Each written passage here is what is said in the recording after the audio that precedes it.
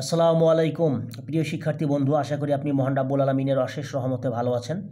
এখন আমরা একটি টেকনিকের মাধ্যমে দুইটি অ্যাপ্লিকেশন শিখব। অ্যাপ্লিকেশন দুইটি হচ্ছে লাইব্রেরির সুযোগ সুবিধা বৃদ্ধি করার জন্য প্রধান শিক্ষক বা অধ্যক্ষ বরাবর একটি অ্যাপ্লিকেশন লিখো। আরেকটি হচ্ছে লাইব্রেরির মধ্যে বইয়ের সংখ্যা বৃদ্ধি করার জন্য প্রধান শিক্ষক বা অধ্যক্ষ বরাবর একটি অ্যাপ্লিকেশন লিখো। চলুন শুরু করি। প্রথমে লিখব তারিখ মাস সাল, এরপর স্কুলের ক্ষেত্রে লিখব দ্য হেডমাস্টার, আর কলেজের ক্ষেত্রে লিখব the principal.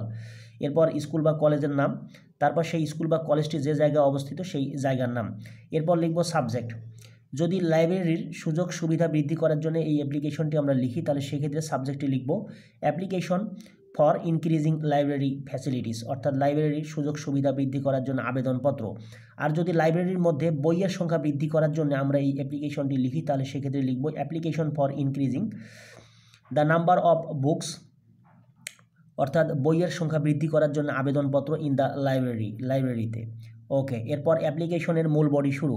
Sir, with the students of your famous school or college, আমরা আপনার বিখ্যাত স্কুল বা কলেজের ছাত্রছাত্রী বৃন্দ।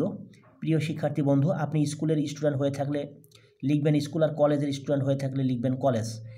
বেগ most respectfully to state that, বিনীত নিবেদন এই যে আওয়ার স্কুল অর কলেজ, আমাদের স্কুল অথবা college is a traditional one, একটি ঐতিহ্যবাহী স্কুল বা college.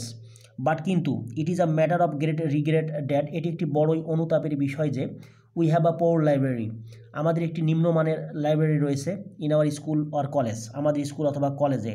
We do not get, আমরা পাই না অল দ্য নেসেসারি বুকস, দরকারি সকল বই ইন আওয়ার লাইব্রেরি, আমাদের লাইব্রেরিতে। বিকজ, কারণ নো বুকস আর পারচেসড, কোনো বই কেনা হয়নি in the last few years, গত কয়েক বছরে। উই নিড, আমাদের দরকার রিসেন্টলি পাবলিশড বুকস, সম্প্রতি প্রকাশিত বই। টু স্যাটিসফাই, সন্তুষ্ট করার জন্য বা নিবারণ করার জন্য আওয়ার থার্স্ট, আমাদের তৃষ্ণাকে। For up to date knowledge and information, আধুনিক জ্ঞান এবং তথ্যের জন্যে।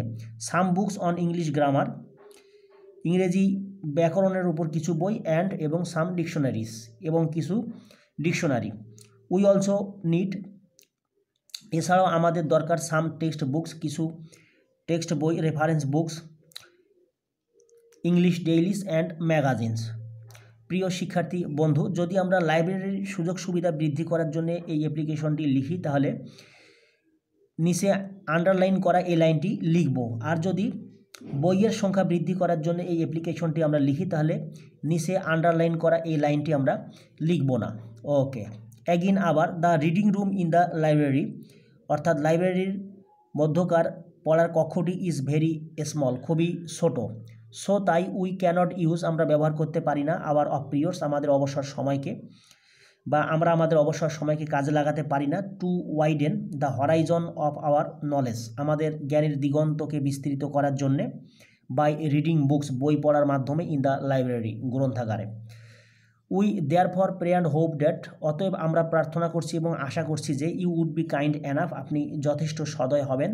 টু টেক, গ্রহণ করতে। নেসেসারি স্টেপস, দরকারি বা প্রয়োজনীয় পদক্ষেপ। ফর ইনক্রিজিং, যদি লাইব্রেরির সুযোগ সুবিধা বৃদ্ধি করার জন্য অ্যাপ্লিকেশনটি লিখি, তাহলে আমরা লিখব লাইব্রেরি ফ্যাসিলিটিস। আর যদি লাইব্রেরির মধ্যে বইয়ের সংখ্যা বৃদ্ধি করার জন্য আমরা এই অ্যাপ্লিকেশনটি লিখি, তাহলে সেক্ষেত্রে লিখব the number of books in the library.